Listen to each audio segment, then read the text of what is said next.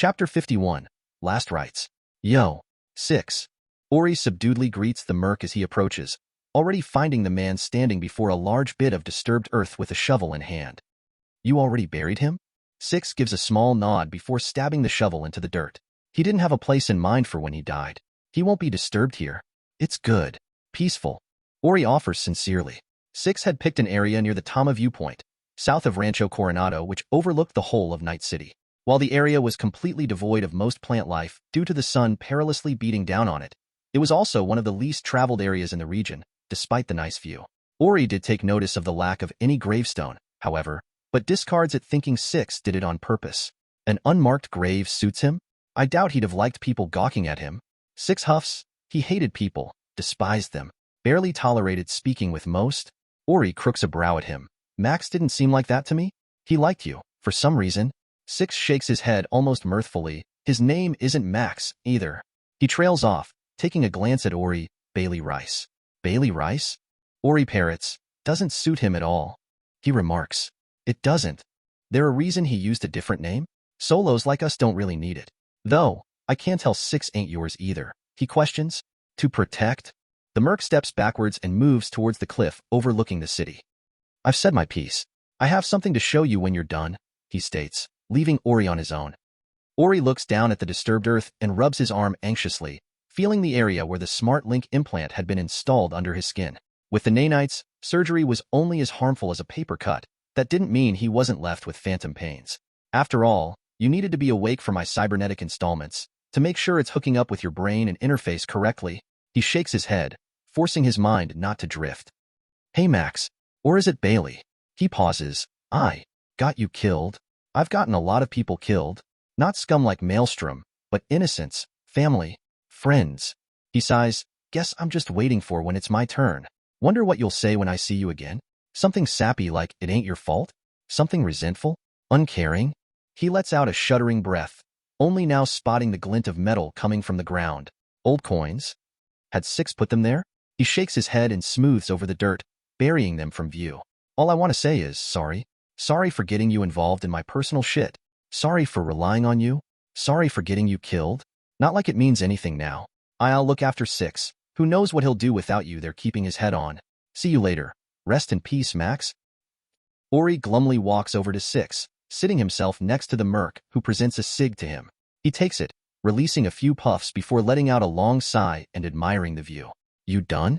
6 asks after a couple minutes, the almost full Borg look at him. What did you want to show me? 6 grimly nods. You got your car? Yeah, why? We're headed somewhere, the Metromed Center. Ori awkwardly follows 6 as they make their way through the sprawling hospital, the sparkling clinical white walls making it almost impossible to tell where you were, with only the small glowing signs atop each door indicating the general area you are. Honestly, he felt like a map was required to navigate the place. It was as big as Mega Building but condensed, leaving no room unused. He almost headbutts 6 back when the Merc abruptly stops in front of a door, using an access card to gain entrance to the room. Inside, lay a gaunt-looking child hooked up to 2 mini-machines to count. She looked dead. The heart rate monitor beside her bed was the only indication to the contrary. She must have been, what, under 10 years old? In a world where you could replace your entire body with cyberware, why was she confined here? Who is this? Charlie Rice. M. Bailey's daughter? Ori chokes out.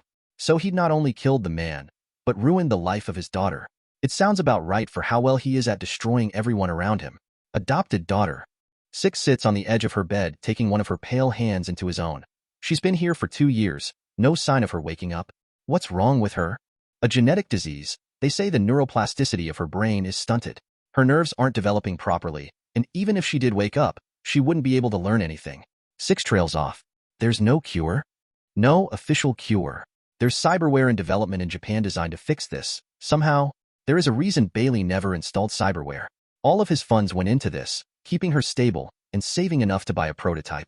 Ori wets his lips. And you spent yours on yourself, I'm guessing? 6 nods. I thought it was better to keep us both alive, instead of putting everything on the prototype. We can't work if we're dead. That ends now, though. She's my responsibility. That why you brought me here? To help you out? Ori questions, not really knowing how to respond. He was barely keeping up with shit himself. He still had Cat to find, and he didn't have the time or eddies to look after Max's kid, as much as he wanted to. 6 shakes his head. For now, no. I just want to ask, If I die, will you look after her? You aren't planning to anytime soon, right? I need to find my sister. How much is the prototype tech anyway?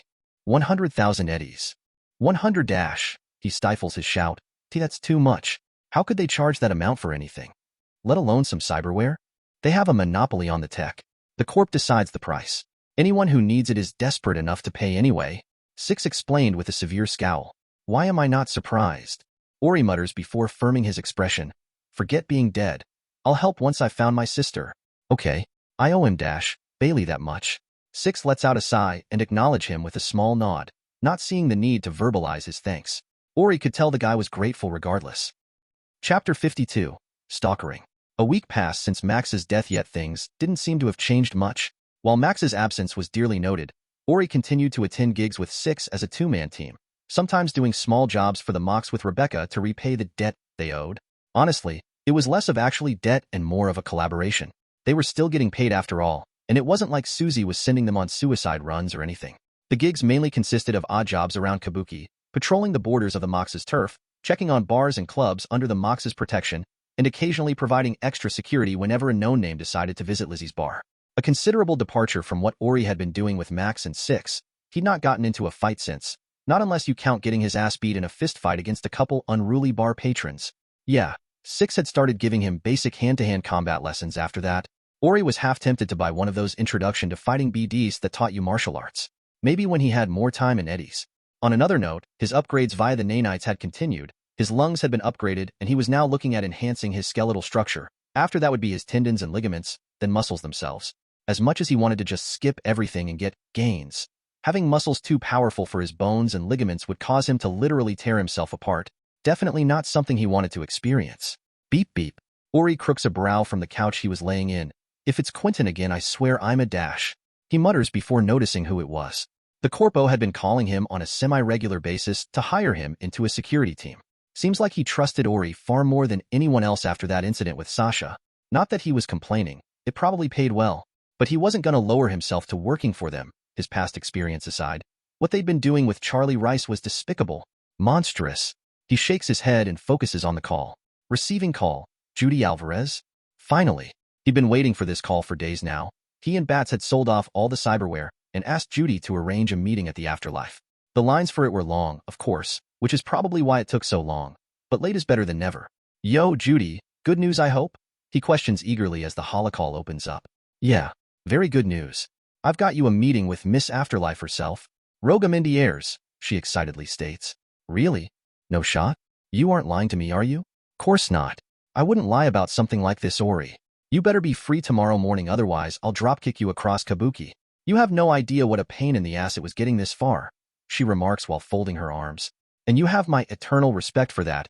Really, you have no idea how much this means to me, he says with gratitude.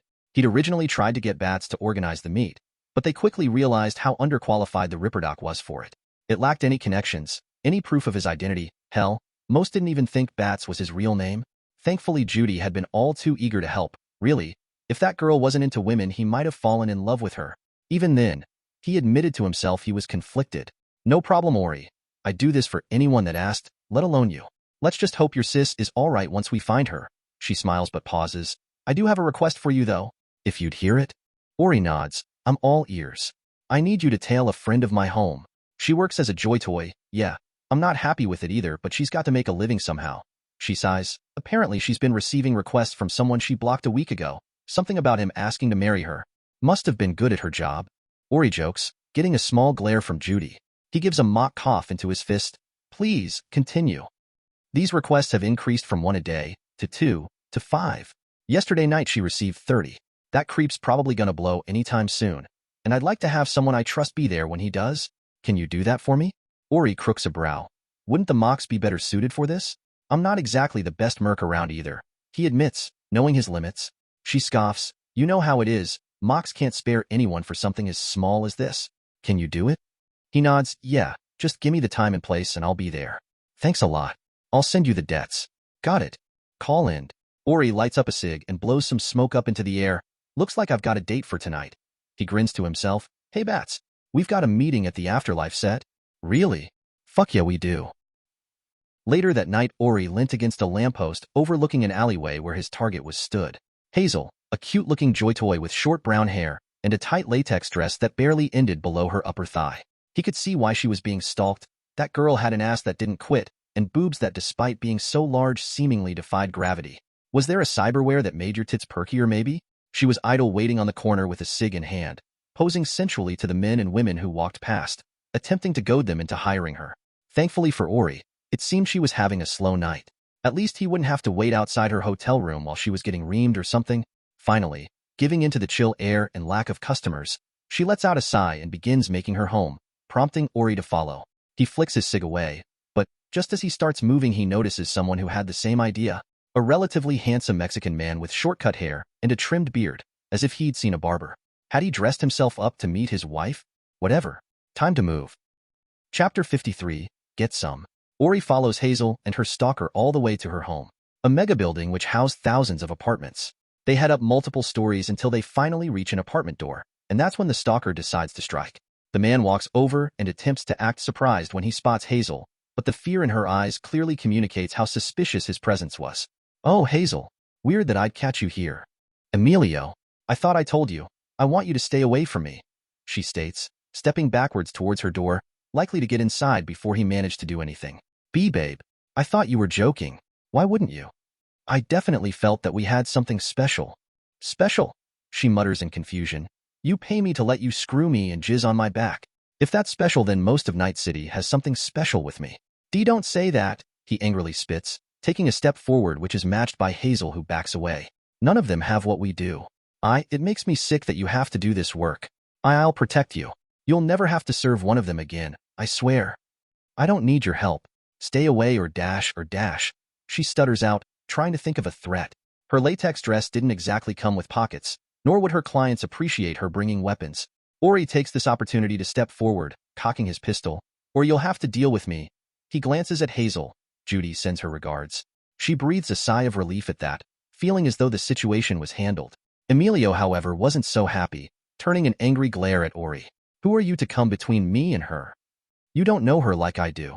"No one does," he shouts, but shrinks slightly when Ori points the gun at his head. "I know she doesn't appreciate your presence. That's enough for me. I'll give you 3 options. First, you promise to never come back and leave.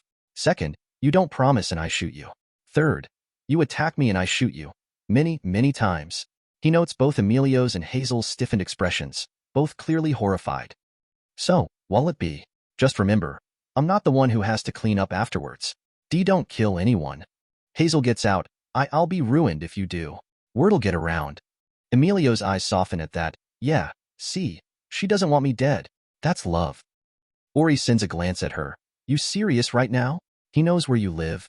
He'll be back, and he won't ask this nicely next time." She grimaces at that. "I know, but killing him is too much." Emilio grins, stepping forwards towards Ori with his arms spread. "Yeah, so why don't you piss off and leave us alone?" "Leave? No way, bozo." He steps towards Hazel, and before she can escape into her apartment, wraps his arms around her shoulder, pinning her to his side. "What are you gonna do about it?" "Huh, kid?" Ori scowls and tries to aim for the guy's leg, only for him to position Hazel in front of him. He holsters his gun with a scowl and cracks his knuckles. "Fine. Have it your way then." "Huh. A punk like you wants to fist Fifwa?" He chokes on his words as Ori punches him in the face, separating him from the unwilling joy toy. He hadn't trained with 6 for long, but it was enough to beat the average gonk like this guy. Emilio steps backwards and grips his bleeding nose before shaking his head and throwing a haymaker at Ori. Ori blocks it, headbutting him and breaking his already damaged nose before following it up with a punch to his throat. Ghk. Emilio grips his throat and gags at the attack, and isn't able to resist the next few punches, sending him sprawling to the floor in a heap. Ori stomps on his knee. "Will you stay away from her? Or do I need to give you a lead castration?" Fuck dash. Click. Ori points the gun at the man's groin. "Just give me a reason. The sooner I can get home and sleep the better." "Why yes. I'll leave her alone." "All right. Happy?" Ori nods. "Yeah, that'll do." He holsters his gun and walks to Hazel, making sure to keep an eye on Emilio as he runs off. "You all right?" Yeah. "Thanks for not killing him. There's a list on the net of girls who've led to guys' deaths. No one approaches them, scared of getting chopped up and sold to scavs or getting robbed. You should ask the people who handle this place's security to watch out for him. Buy a gun too. Never know if he'll come back." She smiles. "I'll do that. I need to thank Judy too for sending you. Who knows what might have happened? She opens her apartment door and leans on it slightly, showing her curves. I want to thank you too, for saving me. I don't have any eddies on me though. She smiles lasciviously. I think you're mistaking this from a crappy BD. He waves her off. I was doing this as a favor for Judy anyway. I don't know if you know this, but most girls like it when a guy takes charge. You just beat my stalker to protect me, so this ain't all for a reward, you know? She smiles innocently. I mean, he trails off, conflicted. She sighs, well, if you don't want to, then there's nothing I can do to force you. She goes to head inside but finds herself followed by Ori. If you insist. She snorts and grins at him, cupping both sides of his face and pulling him inside. I knew you'd see it my way. She drags him into the central room of her apartment and notices his slight nervousness. This your first time? He shrugs. Never really had time for stuff like this. He says but lets out a tight squeak when she cups something sensitive in his groin area. Then we've got a lot to try before morning comes then. He was going to regret this? Right. No. He watches as she slips out of her dress. Definitely not. Chapter 54. Rushed. Beep beep. Beep beep. Ori's eyes shoot open, but as he tries to sit up he's stopped by the dainty hands wrapped around him. His head was pounding and his mouth was drier than the Badlands. The scent of alcohol mixed with whatever those incense sticks Hazel had used was still thick in the air, heavily mixed with the smell of sex. He glances to the side at where the notifications were, and his eyes steadily widen as he reads through the texts Judy was sending him, along with the history of last night. Hey Ori, just wanted to know how the job went. THX. Judy. Seriously, I'm getting worried now. Did something happen? Judy. Ori. Answer my calls or I am calling your crew. Judy. VID sent, Ori. Ori, Hazel. What the fuck? Judy. Ori stares at that, wondering what he'd sent to her. He opened it up and the sound of sucking and slurping immediately sounds out in his head. It was a 10-minute recording of Hazel deep-throating him, and he'd somehow sent that to Judy. Did Hazel spike his drink or something? Or had the blowjob sucked out his brain too? The job was not to fuck her. Whatever. Just don't send me any more of that. I don't want to see it. Il talco tomorrow. Judy. K. Ori. Then came the morning texts that were now beeping in his ears. Wakey wakey lover boy. You got your meeting with Rogue soon. Judy. Ori. Are you getting ready yet? Judy. Ori. The meeting is in an hour. Judy. SHIT. He exclaims. That text was sent 15 minutes ago. He'd left his car at home, and he had no spare clothes here. So warm. Hazel softly mutters beside him, increasing her grip on him. He pries himself out of her arms and quickly throws on his clothes, inwardly grimacing at the thick scent of alcohol and sex that somehow clung to them too. Even his socks. What's the rush? Hazel sleepily questions, his haste waking her up. The pillow talk was that bad? Or is it my morning face? Nothing like that. I've got a meeting at the afterlife in half an hour, and I'm not getting there late. Oh, why didn't you say anything? I would have set an alarm, she states, knowing exactly how prestigious the afterlife was. I couldn't exactly think with everything you were doing last night. And not that it was bad. He shakes his head and sighs as he puts on his jacket. Thanks for the sex. Maybe we can do this again sometime CY. He says and quickly rushes out the door, only to come back again when he realizes he'd forgotten his gun. CYA again. OMWRN. Ori quickly texts Judy. Yeah, I know. Hazel sent me a pic of your white ass rushing. Idiot. Judy, you are the one who delivered me to a succubus. As in, able to suck a bus through a straw. Ori. Okay, first gross. Second, I never said to screw her. That was all you. You better not miss the meeting now, or so help me. Sad face. Judy. I know. Hazel's place isn't far from the afterlife anyway. I'll make it, Ori. We will see. Judy. Ori leaps down from a staircase and rolls as he hits the ground, sprinting through a busy street and jumping from one sky bridge to another. Thank God he'd upgraded his endurance, otherwise he'd have never been able to run this far this fast. Hey, is it weird to ask how it was? You are first time, I mean, Hazel. He stares at the EXT for long enough that he almost runs headfirst into a wall. He twists around and gets back on track while sending her a response. AY. Looking for tips to improve your game? Ori. No. Imperfect. I just want to know if I scared you off or not. Last night was pretty intense. Hazel. Yeah, he understood that. It was mostly thanks to the nanites, to be honest. Their self-replication protocols conveniently included sexual activities. Basically, infinite stamina plus the nanites directing him to her sweet spots made a very effective combination. It was nice. If you want to practice more, let me know. Ori. You gotta buy me dinner first? Or pay for my time? Last night was a freebie. Hazel. Joy Toys giving tasters now? Ori. Only for you, cutie. Winky face? Hazel. He moves his mind from that and focuses on what was currently important, sprinting through Night City and trying to not die in the process. By the time he reaches the entrance of the afterlife, he had 5 minutes remaining, allowing him to breathe a long sigh of relief. He'd honestly thought he was going to miss it. The public elevators in Night City dearly needed some upgrades. They moved slower than an armless, legless, headless kid in a foot race. He walks past the numerous mercs standing around the street outside and down the stairs, eventually reaching the doors of the club where 2 heavily built bouncers were on guard. Haven't seen you around before? Need something, kid? I've got an appointment with Rogue in 3 minutes. I'd rather not be late, he states. HM, the bouncer remarks as his eyes light up. Yeah, she's waiting for you.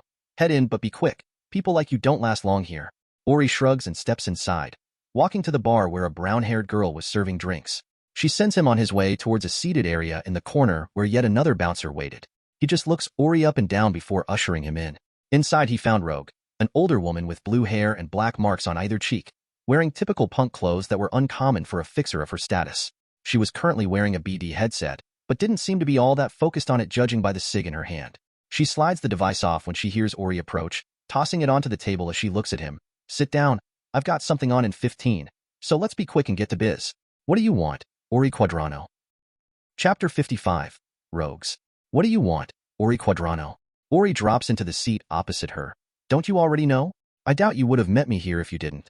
Not to mention the background check you did on me, he states, knowing well that his full name wasn't available anywhere but from his banking and maybe his hospital records. If his dad ever bothered to take him? She scoffs. Of course I do. I just want to hear it out of your mouth. It doesn't seem all that important to you with how you're presenting yourself now. Wearing old, dirty clothes, smelling like a low-spec whorehouse, and almost arriving late. She gestures over some other places in the club. Folks usually know to show respect when they come here, especially if they are here asking for something. Well, sorry, I wasn't told that this was a suit and tie thing. Ori irritably retorts, it doesn't matter either though. I have a job I want done. I have Eddie's. I'm assuming you have the means to do it. She takes a puff of her cig and crosses her legs. Credibility and respect are worth more than Eddie's is this biz. You could have all of Saburo Arasaka's finances at your fingertips, but without his name to go along with it, you're at best a high-priority target. You don't gain either coming to meet me dressing like that and smelling of shit. I'm surprised my guys even let you in, she derisively remarks. Respect aside, I like to think I've kept to my word during my time as a merc, he argues. Rogue chuckles and holds her hand. Ty, Alan Precher, Marvin Kellogg. She lists off, her smarmy grin getting wider as his face falls. Cleveland Fabrosi. To that dash, he starts, but she interrupts him. Let's not even mention the many other people you've murdered as a merc. I don't know about you, Ori, but to me this is less the work of a professional mercenary and more a psychotic serial killer.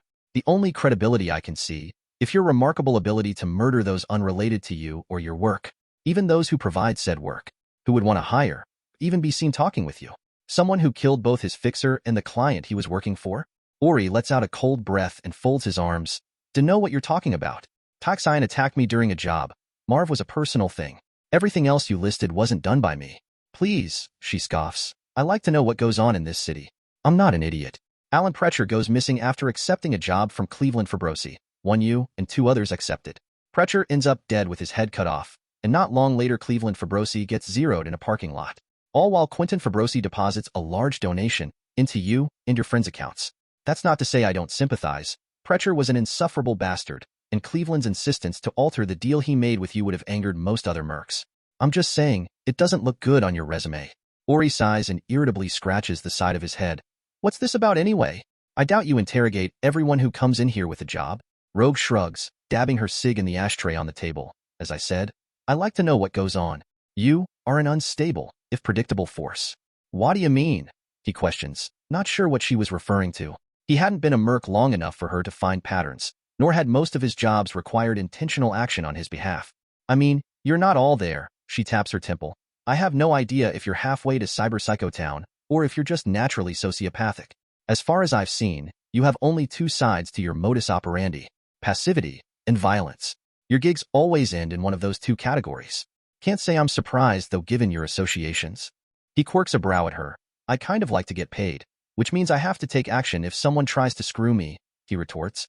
MMHM, I understand your actions against Marvin Kellogg and his crew, but Cleveland Fabrosi could have been handled rather easily. He wasn't stupid enough to get himself blacklisted by refusing to pay. You're just lucky only a few people know. or suspect you of killing him. So what? You want me to cut down on killing and vow myself to nonviolence? No, while I am judging you, it isn't my place to tell you how to work. Either way, you'll die eventually, maybe even get yourself a drink named after yourself too. She shakes her head. Doubt it though? She lights up another cig. Now on to biz. You want to find your sister, correct? Ori, still kind of reeling from the interrogation, just dumbly nods. Yeah, I have no fucking clue where she is, but I'll pay whatever you want if you can find her. Rogue nods, her eyes flashing as data flitters across them. Caterina Quadrano, missing during the raid on Cassinia by multiple factions. She focuses on him.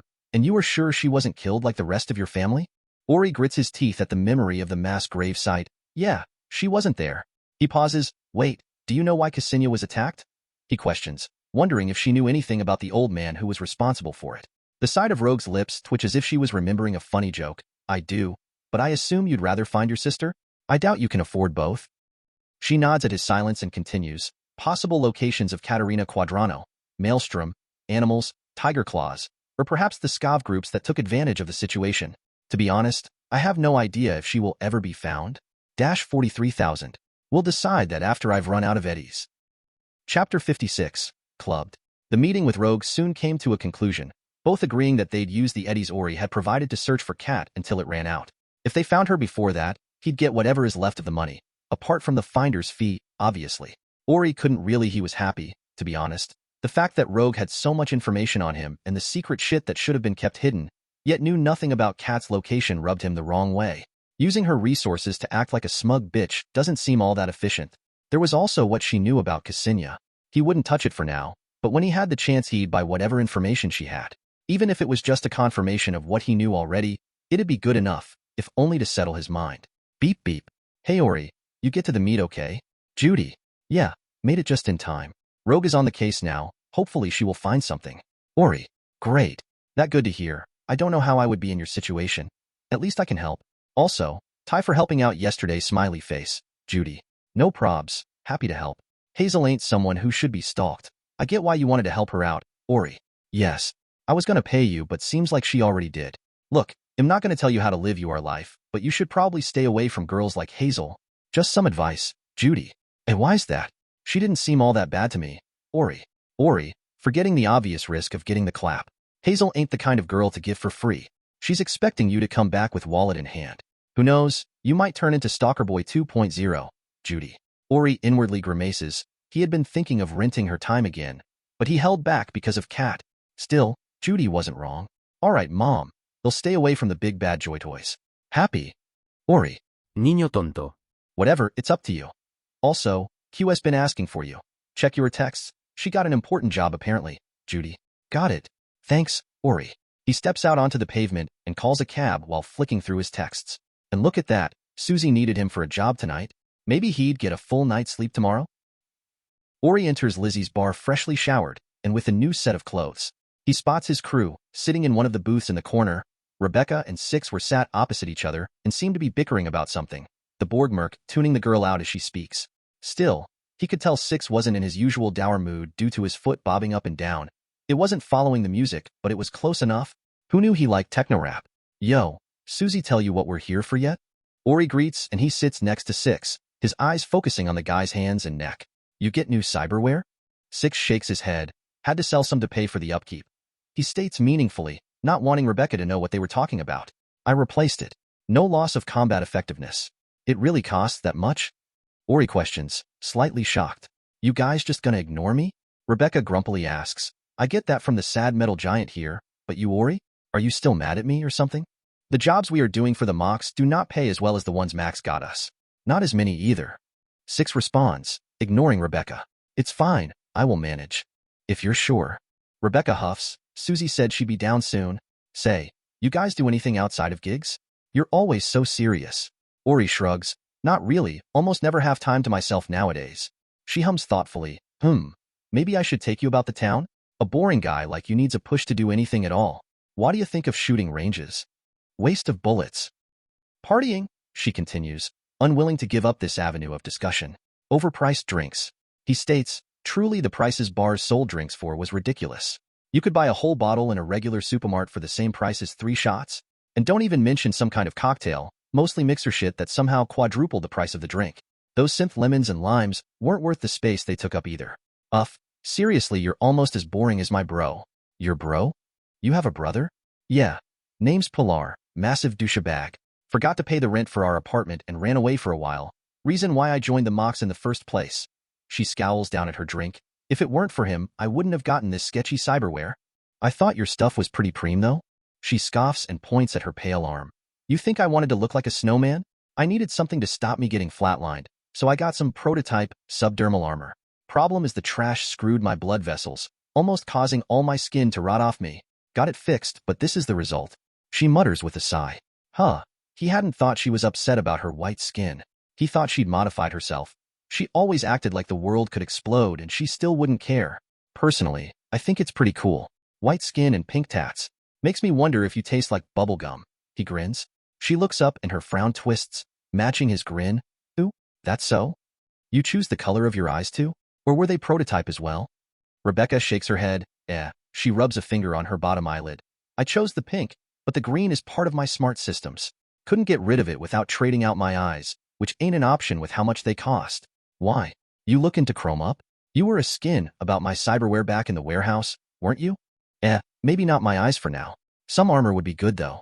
Not like yours though. No offense, but I doubt I could pull off the same look. He offers, but she just snickers back. Chapter 57. Broker Brook. So, what's your bro do? He a regular working Joe or a solo like you? He's a solo. Dunno why anyone would hire him, but that's how it is. That's enough about me though.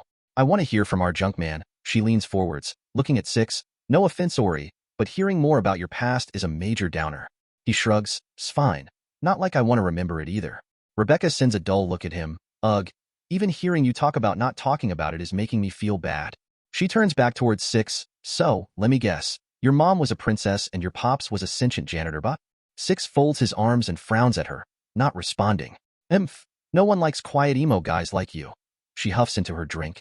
Not everyone's as extroverted as you, Becca. Ori pauses. Heads up, cues come in. He says, prompting everyone to look over. The mock's leader strides over.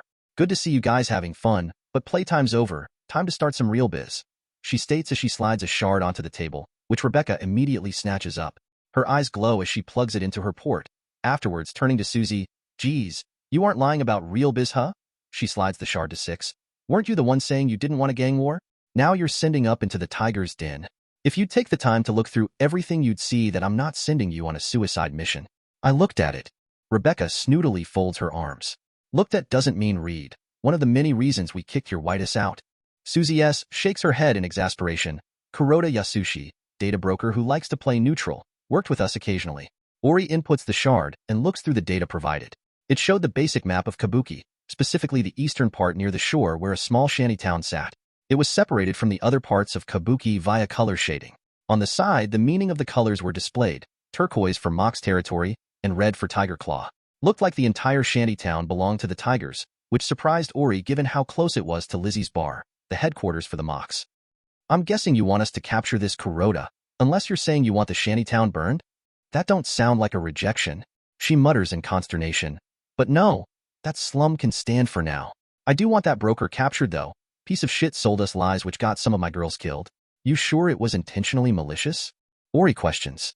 She nods firmly. Oh, definitely. Girls got ambushed the moment they went anywhere. So either he is sketch, or his data is. Either way, I want him brought here in chains, maybe with his legs broken if he struggles too much. So, you want us to march into Tiger Claw turf, kidnap one of them, and drag him out without flatlining him, or getting zeroed in the process? Rebecca drawls skeptically. Yeah, why? You not good enough? She rubs her fingers together. I'll pay the guy's weight in eddies. She incentivises. Rebecca just responds with a half-lidded glare. You're asking a girl with full-body Mox tats? Susie blinks couple times. Oh, right. She shrugs after a moment of pause. Just wear some more clothes then. If you get caught, it's your fault for just wearing a jacket over underwear. TSK, you know that stuff rubs me the wrong way, she retorts. The job or the clothes? Both. Susie rubs her face and turns towards the Ori and Six. You boys up for it? Since it seems Rebecca's getting cold feet. I never said I wouldn't take it, the pale chibi exclaims. Ori glances at Six, specifically the lower quality cyberware he'd been forced to install. We'll take it, if it's worth the pay. Susie folds her arms and leans against the wall of the booth. How's 7K each sound? Ori's eye twitches. Sorry. I can't hear you over the sound of us getting shot to death by an army of angry tigers, he drawls. Funny. 7.5. Susie neutrally responds. 9, and we've got a deal. We get the broker back alive and hopefully not implicate the Mox as we do it, he states with finality. Susie holds her arms up while showing her palms. Fine, but if you bring back a corpse you get 3K each. 2 if the tigers come knocking at the door. Sounds good to me, Ori says while glancing at the other two, who nod in acknowledgement. Right, guess we'll get on it then. He stands. There wasn't any point of headed back home to get extra gear. This was an infiltration in and out job. No need to bring the big guns. Indeed, it'd probably just make the job harder. I'll see you then. Try to not die, or if you do, don't mention the Mox. She gives a brief wave and walks away. Hag. Rebecca quietly spits at her back. So, first things first, let's get you some actual pants. Ori states, looking at her. Slong as you're buying. Did you have to pick these? Rebecca complains, pulling at the old, itchy jogging bottoms he'd bought for her. You said I'm paying, I paid, bare minimum. Ori sniggers as they walk towards the shantytown. You really don't know how to treat a girl. This was like the perfect opportunity to get your flirt on. No, otherwise I'd be trying to get your pants off instead of on. He counters, eyes scanning her face for the usual redness. If you think that's enough to get a rise out of me, you're dead wrong. Slap. He palms her ass, causing her to skip forward with a big blush spreading across her face. What the fuck was that? She pauses, staring at him. What? Ori questions innocently. Chapter 58, Tiger Shore. What? Wasn't me. Ori offers innocently. Her eyes widen as she points an accusatory finger at his face. You got laid, didn't you? She suddenly shouts. What?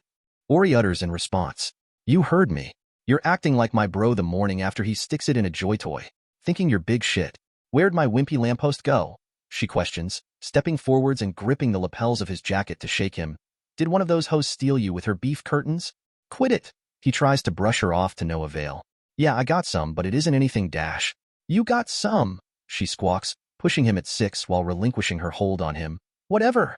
Like I want to hear about you and some bitch slobbering over each other, she states before quickly stepping down the street. Ori glances at 6. You gonna bitch at me too? The Merc shrugs. Fuck who you want. Not my business, he remarks before following after Rebecca. Ori lets out a sigh and sweeps his hair back. Hard to tell if she's playing around or actually mad. The trio stop in an alleyway just outside the shantytown. So what's the plan? Ori asks. Usually Max was the one to decide this.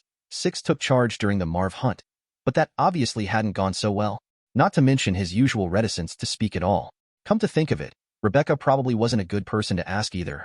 He blinks erratically. Was he the one in charge right now? Ignorant of his thoughts, Rebecca just shrugs at him. Thought Q would have written one up before we got here. That bitch is like a control freak +1. No, I've met an actual control freak and she isn't it. He retorts but continues after she challenges him with a glare. Susie, ever do a full background check on you? Bank shit? Birth certificate? Probably even knew where you took your last dump? Wait, you met someone like that? Was it the Hodash? No. And I'm not gonna name her either. The chances of it summoning her like Thulu aren't 0. Rebecca snorts at that before seemingly remembering that she was mad at him. Got a plan, Metal Man? 6 shrugs. Go to Kuroda's house and take him. Do we even know where he lives? Rebecca questions. It was in the shard Q gave us? Ori retorts before shaking his head. Besides, we're trying to do this hush-hush, remember? Rebecca, check his home. Tigers will be less suspicious if a girl goes asking around for him. 6 head to the bar. See if you can overhear something. And what are you gonna doing? She asks. Orshruds, Sikting. Who knows, we might get lucky. Maybe walking around alone in this place wasn't the best idea? Ori inwardly remarks, doing his best to ignore the scathing glares sent his way by most of the population. His clothes weren't torn and hanging off of him, so he didn't look homeless. He wasn't Asian either, prompting suspicion from the Tiger Claws who patrolled the area. The gang members who belonged to different ethnicities heavily tattooed or modded themselves to fit in better, leaving Ori a regular-looking person in a crowd of freaks. He'd heard casual comments about robbing him multiple times already, plus the few calling him a reckless kid. Seems like his age was throwing them off a bit, which he wasn't complaining about. Still, 6 must be having a hell of a time. Or maybe his size and cyberware would scare most off.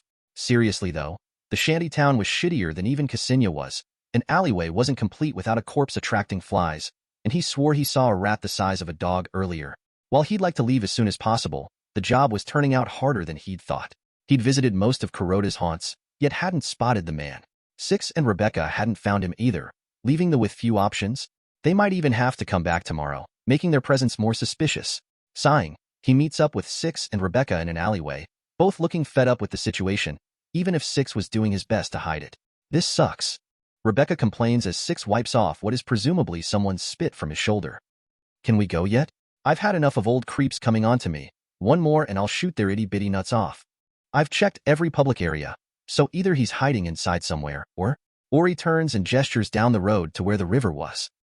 He's on the shore for some reason? The other two look at him as if he was stupid. Why would their target be on the shore of the beach? This wasn't a tropical island after all. The only thing you'd find there is discarded plastic, toxic water, and probably a few bodies if you looked hard enough. I'm just saying, it's better we check now than have to come back tomorrow. Fine, but I'm burning these things as soon as we're clear, the chibi states, scratching at the jogging bottoms he'd bought her. You just want me to buy you something better? He drawls. Duh. Is that the guy? Rebecca wonders aloud as they step onto the boardwalk overlooking the beach. Not far from the water they spot a man laying next to an old boom box which was blaring old summer music at top volume. He was singing along at the top of his lungs. Two women passed out next to him as he drinks a beer between breaths. Yeah. He's supposed to be one of those super serious brokers, right? Yeah. Did he have an identical TW dash? Look, that's him. Stop asking me dumb questions. Let's just bag him and get paid, all right? Rebecca nods. Not gonna say no to that. Might be a bit difficult though, she states, eyeing the few tiger claws sitting around enjoying their own drinks. Don't worry. I've got a plan. Ori reassures her. Chapter 59. Credit where it's due. This is a stupid fucking plan. Rebecca quickly whispers under her breath as she and Ori walk towards Kuroda with bottles of hard liquor in their hands. Ori ignores her, instead taking a swig of his drink and purposely stumbling slightly. Hey man, there enough room for two more? He questions, causing the drunken man to lift his head from the sand to look up at them. His eyes circle in on their drinks and he gives a welcoming smile. Ses long as you are sharing. Kuroda likes to the side at one of the unconscious girls next to him and gives her a prod. Hey, do you want another drink? He asks, staring for a long period of time before prodding her again. Eventually he figures out that no, she didn't want another drink. Just one over here thanks. Ori nods, handing the guy his drink while taking the chance to glance behind him, checking if the Tiger Claw members milling around noticed anything off. Thankfully, their acting was good enough to fly by them. No problem bro, always take the opportunity to drink. He slaps Rebecca's shoulder with the back of his hand. Mrs. thinks this shit's gonna rot my brain as if, only thing we gotta worry about is the liver, and I'm swapping that out as soon as I get paid. That's your missus? They make him younger every year? Kuroda mutters under his breath as he takes another gulp. That shit's good. Hey, do I know you? I do right? Ori nods with a smile. Yeah, we're like, best buds Kuroda. Don't you remember that kick-ass poker match we had? You cleared out the whole table and we got kicked out for it. Yeah? I remember that. Totally. Kuroda awkwardly replies, not remembering that at all but just putting it up to the drinks hazing his mind. You remember my name, right? Ori asks, sitting on his heels as Rebecca does her best to fit in, mainly drinking the liquor he'd given her. Why yeah, why wouldn't I? We're buddies, all right? Kuroda gestures his drink at him. No, Peter. That's it. I knew you remembered me. Ori pauses as if he just received a message. Hey, just got word of another party starting up. Why do you say checking it out? Kuroda hums and thought, I was gonna go home with these gals. He glances over, checking once more that they were unconscious. But if you're gonna pull my leg, come on, let's go. He stumbles to his feet, trying to lift the boombox but giving up since it was too heavy for him with only one hand available. As someone else can deal with this? Come on, let's go. Ori was astounded that this was actually working.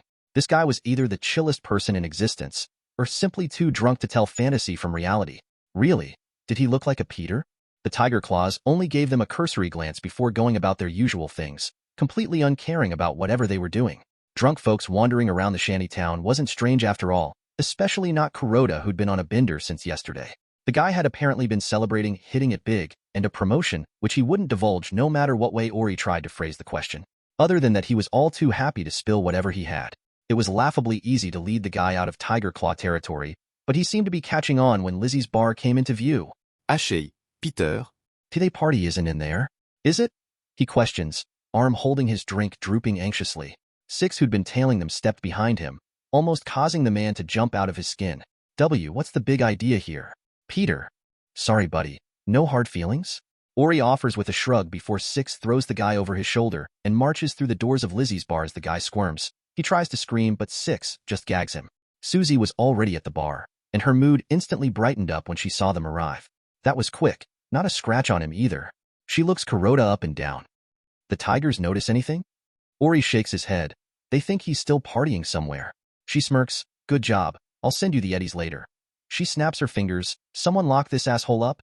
Some Mox gangers do as they're told, taking the guy from Six's shoulder and carrying him like a big sack of shit to the back rooms. Oh, before I forget, congratulations on your getting your names imprinted. Susie sarcastically adds, sending all three of them some files. Ori opens it up and almost chokes on his saliva when he spots the bounty on his head, courtesy of Maelstrom. He didn't know how they were identified, but Maelstrom certainly had it out for them. 20,000 eddies for each of their heads, a fat sum for any 2-bit merc who felt like getting lucky. Ugh, what the hell is that description of me? Rebecca asks with her face red from the alcohol. Since their software prevented their image from being recorded or stored, Maelstrom had been forced to describe them instead of providing an actual photo. The only problem is, since almost everyone in Maelstrom utilized cybernetic optics, their descriptions were far from accurate, only really describing their bodies since their faces were obscured from their systems. They hadn't been flattering for either of the three. Albino child, bounty, 20,000. Appearance, stark white skin with pink tattoos. Is very small, likely a child. Uses brightly colored weaponry. Is very loud and annoying.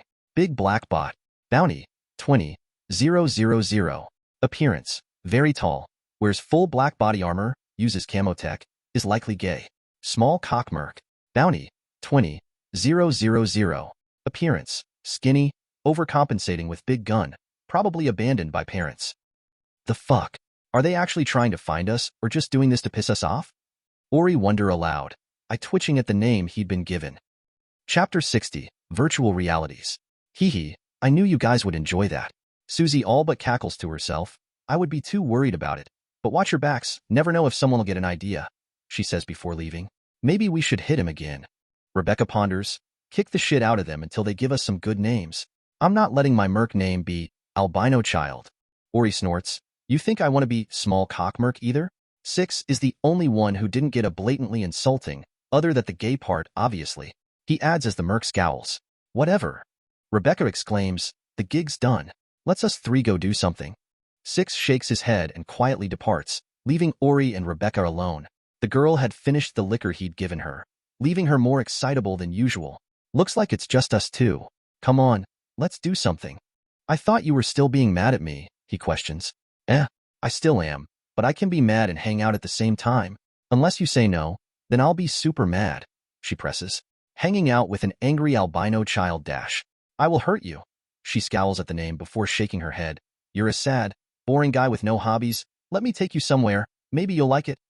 He lets out a sigh. Fine. Were you thinking? He asks, allowing a grin to form onto her face. Ha ha ha. Bam bam. Die you groß green bastards. Rebecca laughs as she unloads her strange weapon into a crowd of communist zombies, all while Ori standing at the side with a rinky-dink piece of shit pistol. She'd ended up dragging him to an online BD lounge, allowing them to play virtual multiplayer games, something Ori had never gotten the chance to do. But he was finding it hard to enjoy any of it since Rebecca was dominating everything. They were playing Zombie Splatter 2056, an old game that still somehow had a cult following. Two teams and bases either side of the map that were constantly being besieged by zombies, frail rotting creatures that went down rather easily, but would instantly kill you with a single bite. Their goal was to destroy the other team. The only problem was, since Rebecca kept dominating every game, she kept getting upped on the skill ladder, with him trailing along since he was in her party. Since it was a BD, he could use the nanites to assist his aiming, leaving him pretty poor in that department. Plus his lack of knowledge of the game itself left him twiddling his thumbs. Really, what was he supposed to do when there were secret stashes of weapons hidden around the map, all of which Rebecca had seemingly memorized? Wait, someone was approaching in a dune buggy-type vehicle, splattering zombies as it drove. He raises his pistol. Daga-ga-ga-ga. And Rebecca tore it to pieces with her Gatling Zombie Slayer 9000. Did you see that, Ori? How cool was that? She cheerfully cackles, twirling around with that big ass in her hands. Seems like her slightly inebriation had followed her into the BD. Yes, it was very cool, he utters neutrally. She obviously notices his lack of enthusiasm, however. What's with the long face? Nothing, this just isn't my kind of thing. What? This is a zombie-killing virtual reality. How can't you like that? Ori just shrugs. I don't know. I think I would have liked it if my days weren't already about shooting people and getting shot at. This shit just doesn't do it for anymore. It was honestly like a farmer coming home and starting to play a farming simulator. Who the fuck wanted to do that? She folds her arms, letting the virtual gun dissipate into particles. Fine. There's a boring alternative we can try. BZZD. The post-apocalyptic world around them fades away as she takes them somewhere else. Within the black world, she opens up some sort of interface and boredly scrolls it, eventually stopping and looking at him. A or B? Pick one. I'm assuming A is the one you'd rather me choose since it's your first choice, he remarks, causing her brow to twitch. Guaching. So I'll pick B. Her fixed expression twists into a smug grin. Joke's on you, my pick was B. She selects it and the world warps once more, eventually depositing the two of them on some kind of brightly lit stage. Below them were thousands of people, likely just NPCs though judging by the awkward way they moved. What is this? He questions as two spotlights shine over him and Rebecca as they stood meters apart. She just flashes a cocky smirk at him, however, as an interface lights up in front of him, displaying some movements he was probably supposed to follow. Then, some music kicks in, Rebecca immediately beginning to dance as his interface flashes red, signifying his failure to follow it. Really, Becca? A dancing sim? Loser has to do whatever the winner asks. She laughs while doing some kind of Dougie. Fuck it, you're on. And I'll be taking that kick-ass shotgun of yours when I win, he states, quickly and awkwardly jumping into the dance moves. Then a realization strikes him. He'd never actually danced before. You look so stupid. Rebecca taunts, undoubtedly trying to get him off his game. It wouldn't work. Yeah? Well, you look like it's your first dance at prom night. She snorts, unaffected by his crazy burn. Heads up on the next move, wimpy lamppost. His eyes widen as he sees it. Seems like he'd bitten off more than he could chew. He attempts the move but falls onto his ass, afterwards glancing over and spotting Rebecca moonwalking around the place as if she were floating. How the fuck are you doing that? Diane's chip biatch, she chortles, actually having the balls to start moonwalking around him in a circle. He sticks his foot out and trips her, causing her to fall on top of him with their faces mere inches apart. His breath hitches as she just stays there, silently staring at him. Then, she breaks the silence. I win. She grins as his interface flashes red, signaling his failure due to obstructing the opponent. Was this a fever dream or something? All of this felt too stupid to be real. Chapter 61. Unsaid. How did it come to this? Ori mutters in complete despair. Stop being a baby and deal with it. You can cut my ass, but you can't handle this? Rebecca shouts from within the dressing room. You still on that? He questions, slowly scanning his surroundings with a fixed expression.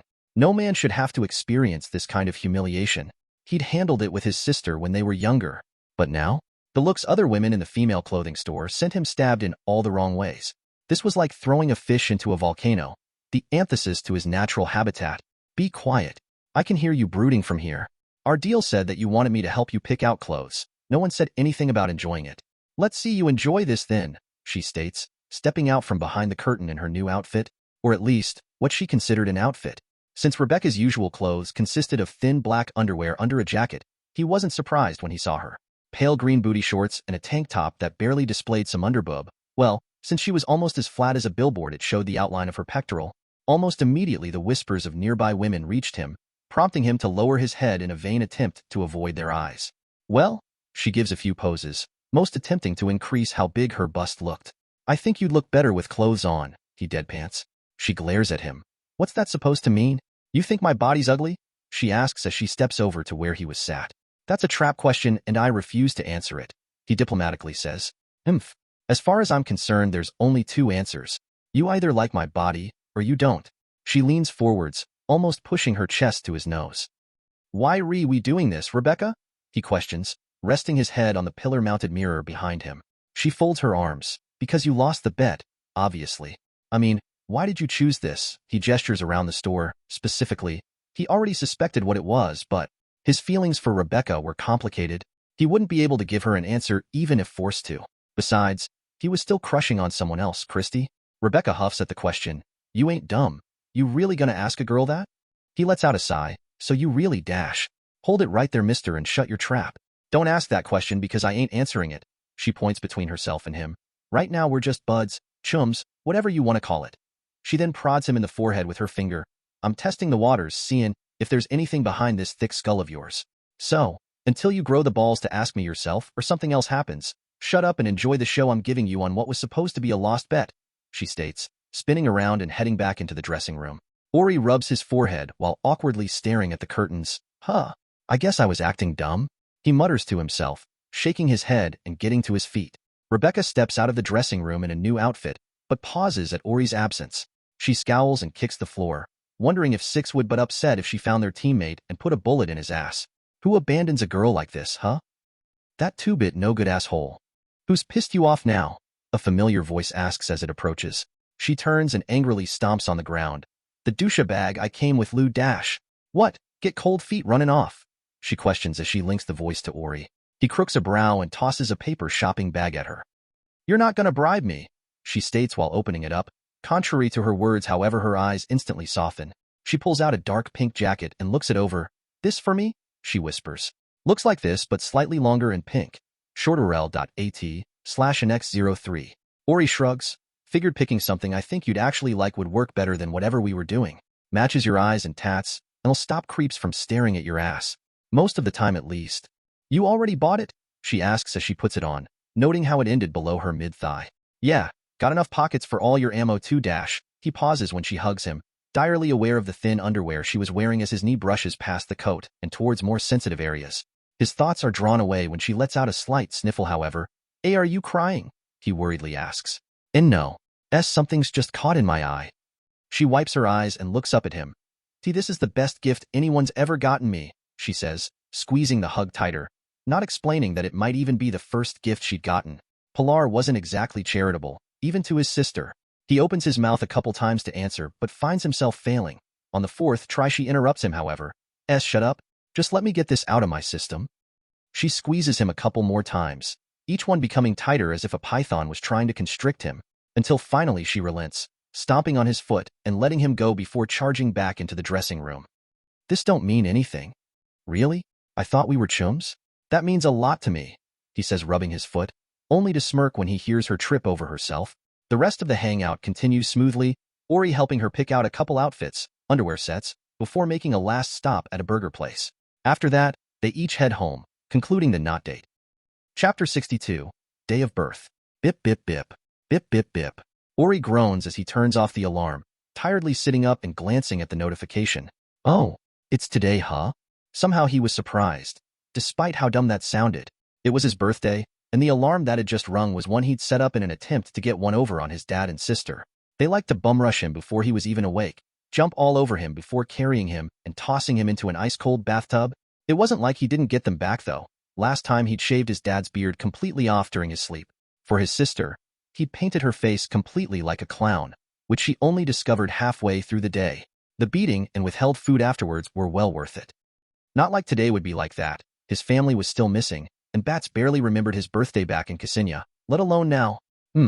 He was 16 now, yet felt like the same kid as before. Close your eyes. Maybe you can sleep through today, he mutters to himself. Six was apparently gonna be busy with a solo job today, and he wasn't sure what Rebecca was up to. He himself didn't have any gigs going, so maybe he could just take a break. Beep beep. Ugh, hi.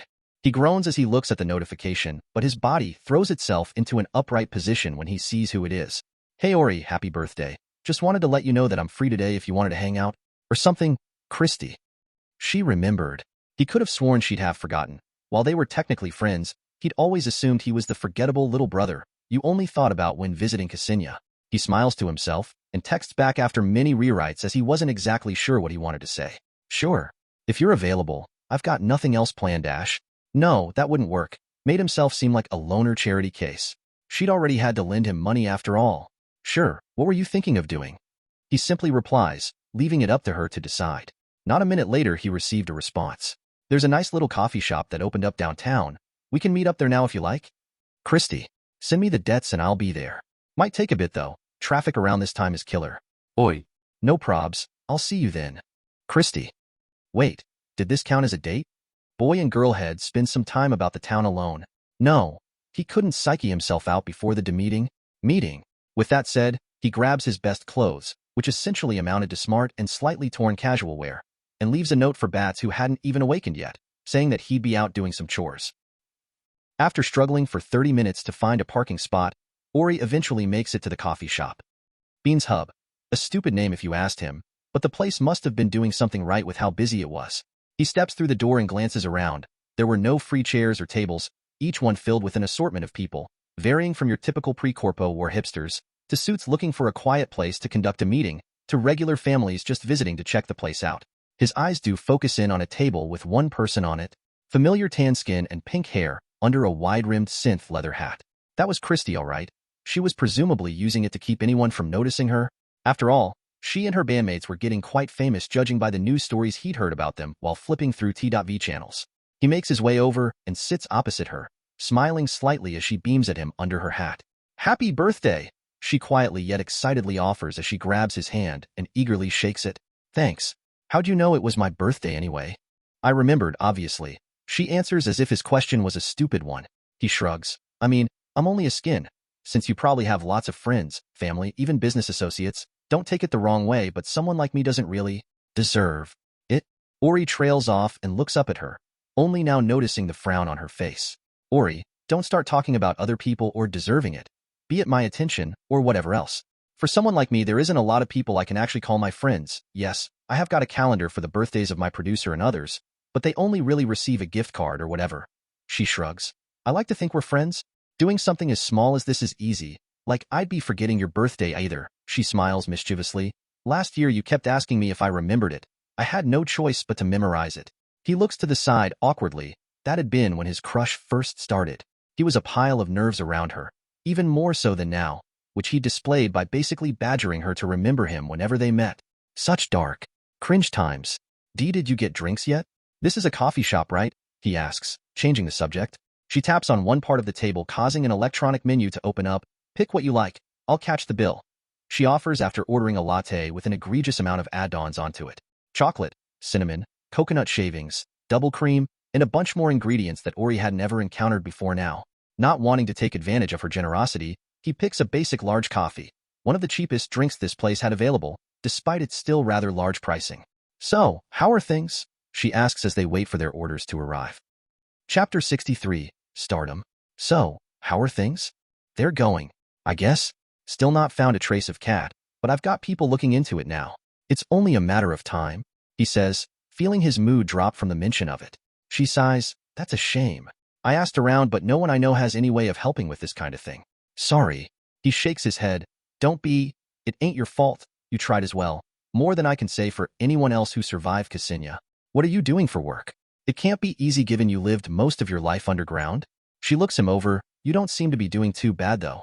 He looks at the window and wets his lips. I've become a kind of cleaner. I doubt you spend much time in mega buildings, but I'm sometimes around those places. Cleaning up?"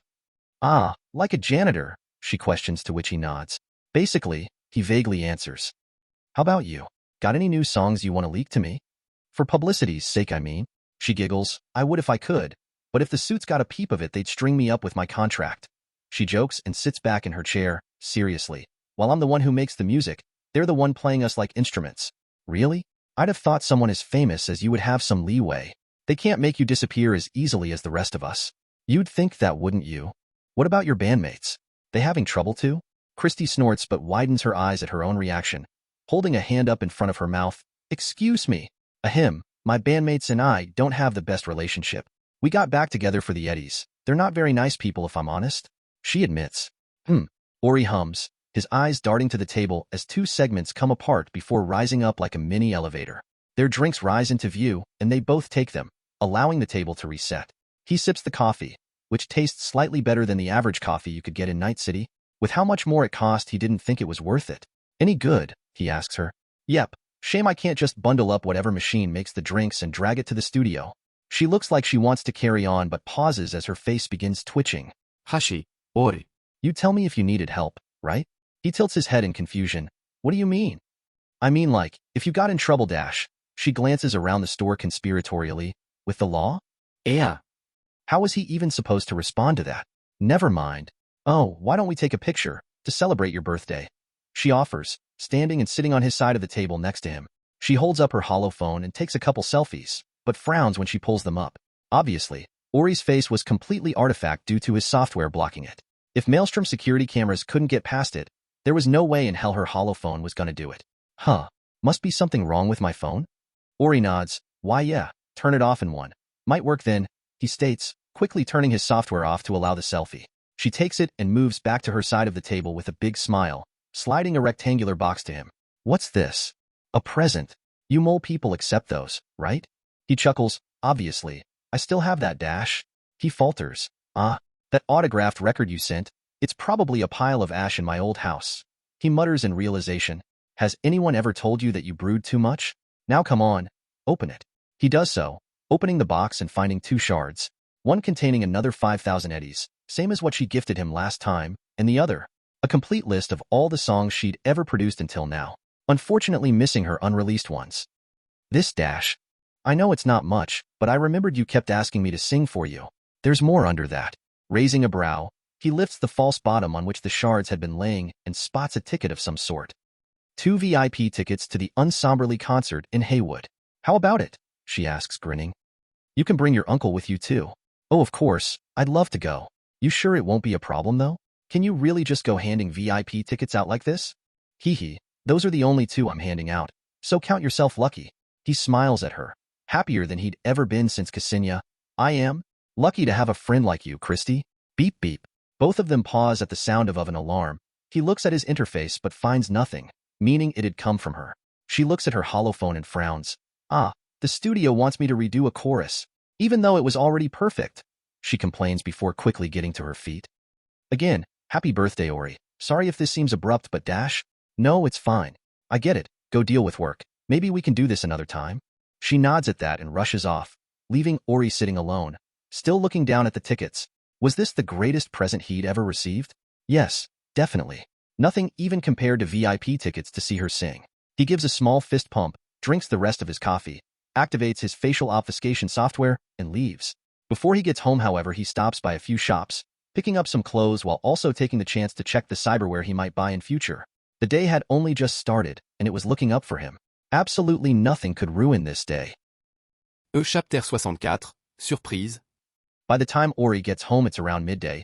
He steps through the apartment and tosses the bag containing his new clothes onto the couch, before noticing the note stuck to the wall. Hey Ori, when you get the chance, could you deliver my tools to the lounge across Dickie's Diner? I've got an appointment with the guy there, but won't have time to grab my stuff. Thanks. The confused birthday boy reads aloud, his expression drooping as he reads it again. How fucking obvious do you want to make this, Bats? Seriously, an appointment? Who'd want an unverified ripperdoc checking their shit out? Unless they wanted to get scrapped by scavs, that was fucking awful idea. He rubs his face, concealing his smile. Whatever, I'll follow along. See what you've got prepped. Ori walks through the door of the private room that had been rented and gives no reaction as Bats, Rebecca, Judy, and surprisingly Hazel jump out to try and surprise him. There were a couple other people present that Ori wasn't overly familiar with, but he did notice the lack of 6 presents. The guy probably wasn't big on parties. Not that he could blame him. Kid, we went through all this trouble. At least give us a fake reaction. Bats complains. As much as I appreciate this, you could have at least put more effort into hiding it. Really, dude? An appointment? That's what I said. Rebecca remarks.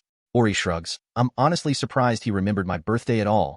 Bats has always been shit with dates. He says, causing the man's lips to thin as he looks away, embarrassed. Judy awkwardly chuckles. I'm actually the one who arranged this. I helped though. Bats adds. Heh, keep saying it. It won't make it true. Rebecca says, patting the guy on the arm, comfortingly. Ori sits down at the provided bar and can't help but laugh as Bats fails as making a cocktail Rebecca requested. The guy barely remembered the ingredients, yet he still tried to flip the bottle for flair, only to shatter it in 2 others. His drink-making duties were relinquished by Judy, who didn't want to pay to replace the entire bar. Surprised you're here? Ori states, looking over at Hazel, who seemed to just be vibing. Oh, why? Aren't I the closest girl to you? She grins, hopping her chair closer, only for Rebecca to place her own in between them. So, how'd you 2 meet? Bet that's an interesting story, huh? She questions almost conspiratorially. Hazel looks over the intruder before a gleam flashes in her eye. It is quite the story, dash. She goes on to describe the events of Ori defeating her stalker, then takes great satisfaction at describing what occurred afterwards. That was nasty. Judy remarks as she slides some drinks of them. Ori, did you really have to send me a vid of it? I could have done without ever seeing your equipment. Sorry, I don't remember why that was even sent. I was pretty out of it at that point. He mutters as a blush creeps across his cheeks. That's because I'm the one who sent it. Judy's become awfully prudish lately. I thought that might get her interest. Hazel interjects, causing both of them to gape at her. What? Are you going to say you haven't flicked the bean at the vid, Judy? Or you Ori, you haven't watched it back over for your enjoyment? Hazel questions. And no, I'm not into stuff like that. Especially of people I know. Judy sputters, while Ori just sits there silently. So, you're just a slut. Rebecca states, continuing to glare at the joy toy. Becca. Judy chides. No, it's true. Hazel answers, leaning towards the pale chibi. I enjoy my work. Pleasing men is fun. Or women. If you'd like to try. What? No way. Who knows what I'd catch from you? Hazel continues to tease Rebecca as Bats sits next to Ori.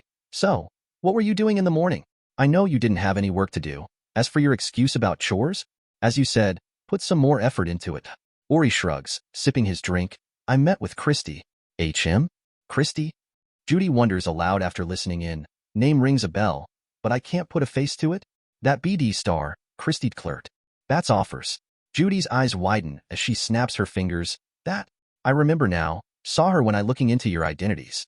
What? Ori asks. You didn't think I'd investigate you after our first meeting? That's basic stuff, she remarks.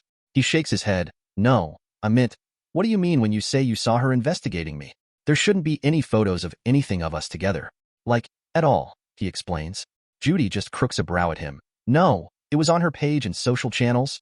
Just, wait a minute, she says, grabbing her bag and pulling her laptop out, pulling up Christie's various social pages, fan pages, etc. Ori was shocked, to say the least. Many photos of Christie doing charity work in Ksenia were available, some even including himself, even if he was in the background. Seeing his reaction, Judy tilts her head in confusion. Didn't you know about this? This is like Publicity 101. Do some good deeds, have someone record it, then present yourself as an inspirational figure. This was around the time she and her band split too, probably started because her solo career wasn't going so hot. He just stares at the pictures in shock, dumbfounded at how he'd never noticed this before. Why had she never said anything? It was obvious now he was actually looking at it. Christie was clearly posing for the hidden camera in each shot.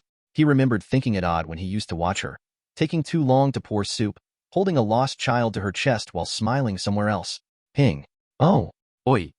Bats mutters, eyes numbly blinking as another photo was released. One of Christie and Ori sitting at a table, showing the BD star gifting him something. The title of the post was the worst, however. Christy Clert spotted, looking after orphan boy who survived the Ksenia massacre. The picture was taken from an odd angle, and while Ori wouldn't have been too bothered by this, some of Christie's actions and words made a lot more sense. The selfie, it was to goad him into deactivating his software so his face would be visible. Chapter 65, Loss of Control. Ori slowly slides the laptop away from him and calmly stands up, his expression locked in place. He pulls out the tickets Christie had gifted him earlier and leaves them on the counter before turning and heading towards the exit. Oi. Wait, calm down before you do something stupid, Bat shouts, knowing the kid was gonna explode any minute. I'm fine. No, you're not. Does this look like a fine reaction to you? He gesticulates towards him. I just need some time alone. That's so hard to understand? Ori asks, his voice turning slightly hoarse as he completes his words. He turns to leave again but pauses when he bumps into Rebecca, who'd stood in his way with her arms crossed. You're just gonna dip now? We haven't even given you your gifts yet. Just forget that, bitch, and do what everyone else does when something shitty happens. He tilts his head. And what's that supposed to be? Drink your sorrows away. He steps past her, ignoring her angry grumble at his actions. Ori, we all get this isn't something you wanted to hear, but dealing with it alone is a bad idea. Bat states before letting out a sigh and shaking his head. If you're gonna go no matter what, at least come back after you're done. Renting this place wasn't exactly easy. I'll come back. I don't know when. Ori offers before finally leaving. He isn't gonna kill anyone, is he? Hazel tentatively asks, but doesn't get an answer from anyone present. Ori calmly steps out of the lounge and walks down the street, his heart thumping hard in his chest as he reaches his destination. He steps through the doors and approaches the reception. An hour in the sensory deprivation tank, please. Once paid, he enters the private room and strips all of his clothing, tossing his gun atop the pile as he climbs into the tank, which seals shut with a hiss as it pressurizes, adjusting to peak comfortability for the human body. Once he was properly situated, he squeezes his eyes shut and finally let go of his emotions. Phew. Dash. You fucking bitch. You fucking play me like this? Treat me like a fucking puppet? I'll few cucking in you dash. R. Dash. Hand me your fucking concert tickets and expect me to sit there for your publicity shit? I'll bomb that fucking building and every cunt inside of it. Years you spent playing me. Dash. Was it you who led those fucks to Ksenia? You who kept fucking posting pictures of it. Weary the gangs therefore you. Cryest tie I. Ha, ha, ha. Ori exhaustedly breathed, his throat torn apart by his screaming, and the only reason he hadn't passed out from tearing his vocal cords was due to the Nanite's intervention. He opens his eyes and looks up at the completely black roof of the tank he was lying in, the hilarity of the shit situation he'd found himself in finally hitting him. Ha ha, ha ha ha, ha ha ha ha ha. He laughs, snot and tears still dripping down his face and into the shallow water he was floating in. Really, it was like reality wanted to hurt him. No one in Night City had it worse than he did.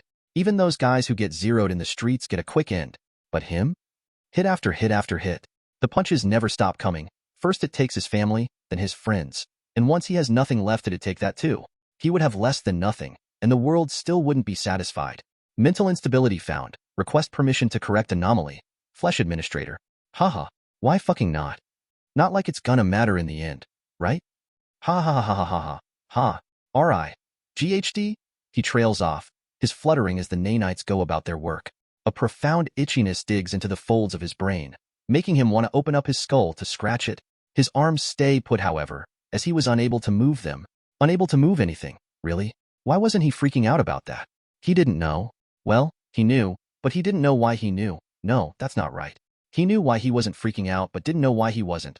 This was definitely something he should be freaking out about. No, even then, freaking out about something like this was meaningless. He somehow moves his arm up to his face and clenches his fist a couple of times, taking in the sensation of control. He then lets it drop, continuing to just lay there alone with his thoughts. The betrayal he just experienced seemed to push him over the edge. He could see that now, though. Was it even a betrayal? Christy never did anything overtly against him. He'd never asked, she'd never lied, nor had she intentionally harmed him. In fact, she continued to help him even after Ksenia was destroyed, lending him money, attempting to converse with him, even if it was just a ploy for publicity. Why was he thinking about murdering her again? Logically, it was because of his affection for her, which was spurned by what he'd learned. He overreacted.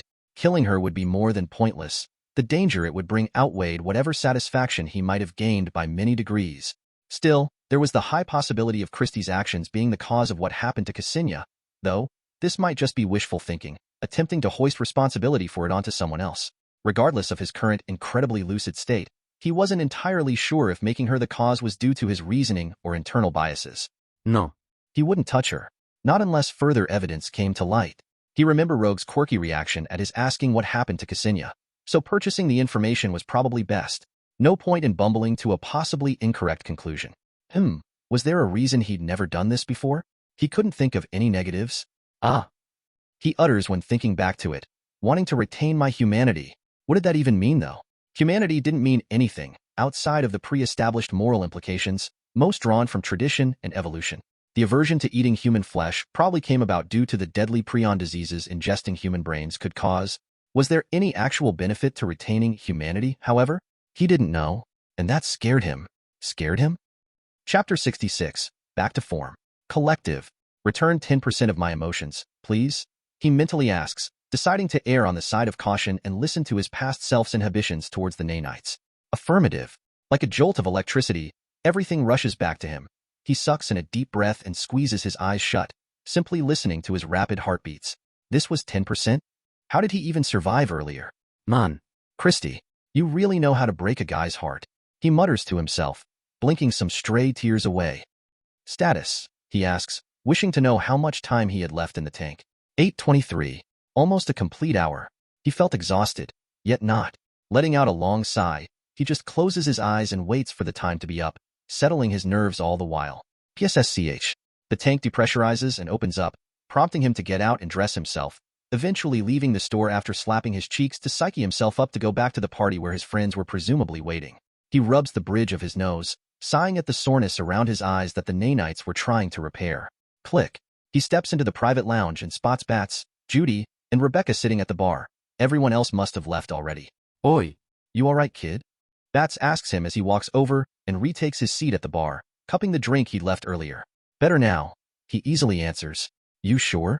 Judy questions, staring intently and watching for anything that indicated otherwise. He nods. Yeah, all good. Can I have a drink? Don't matter what it is. Rebecca slides up next to him, hands anxiously pulling at her sleeves despite attempts to hide it. Huh, it's the jacket he'd bought her. How didn't he notice that earlier? So, what's the plan? We gonna whack the bitch, or what? Ori shakes his head. No, just forget about her. She doesn't matter. Fuck that. You mess with my chum, you mess with me. It's personal now. I said leave it, he says with more force this time. I'm over it. There's no point in bothering with someone who doesn't matter. Really? Really? Huh, you're not usually this chill about things. Rebecca remarks, her combative attitude vanishing as she sips at her drink. I'm not gonna stop calling her a bitch though, she adds. She's a bitch so she deserves it. Nothing more than that though, he says before accepting the strange cocktail Judy had made for him. Bleeding heart, basically a Bloody Mary with triple the vodka. She shrugs. Thanks. So, about those tickets. She starts, what are you gonna do with them? If you don't want to go and really want to get back at her, why not just sell them? Have the greasiest, grossest, fattest fan of hers be their front seat to watch her. Both she and Rebecca snickers at the thought. That'd get the message across, and some eddies. A pile if what I'm hearing about that concert is true. Yeah, let's see if we can find the most desperate stalker creep and send him. Oh, tell him that bitch likes him too while you're at it. Rebecca laughs. Huh, thought you were gonna suggest strapping a bomb vest to them. Judy remarks, surprised. I didn't think it needed to be said. It's obvious, isn't it? Revenge plots aside, how about we leave the terrorism alone for now? Bat states. Rebecca folds her arms. Why? Don't you think some payback is due? Bat shrugs. Maybe, but it's up to Ori if he actually wants that. Both of them turn towards him as he takes a long sip of his drink through the pink straw, Judy included. Let's just move on to the gifts? I doubt he wants to hear any more about her after all this. Judy says as she pulls out something from her pocket and slides it to Ori. What is it?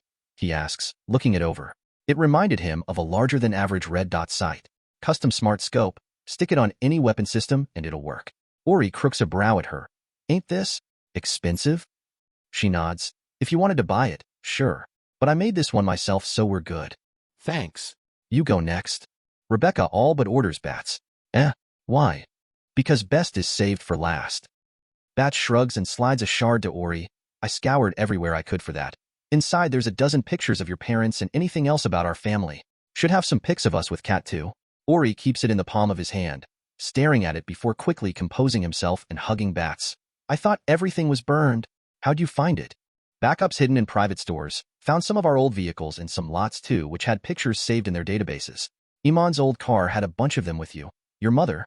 He trails off. His car? Forget about it. Didn't have enough to buy it so it got scrapped for parts. Lucky I got to it before then. Mao. How am I supposed to beat that? Rebecca complains as she drops a paper bag onto the bar. Bat smiles at her innocently. You asked for it. She eyes him with a glare before returning to her task, pulling out a black synth leather jacket with a pink hood and inner lining. Looks like this, but with pink inner fabric. Short URL, at/ditar8c. We match now. He takes it and looks it over, feeling the material it's made out of. Pretty high-quality stuff.